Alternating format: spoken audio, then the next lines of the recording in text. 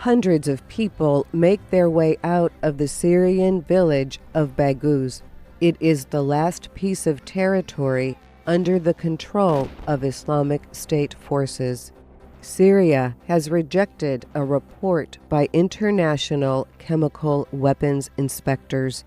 They found that a toxic chemical containing chlorine was used in an attack last April.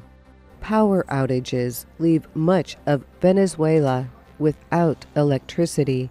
Government officials are blaming sabotage at the Guri hydroelectric dam, and demonstrations and celebrations take place all over the world to mark International Women's Day.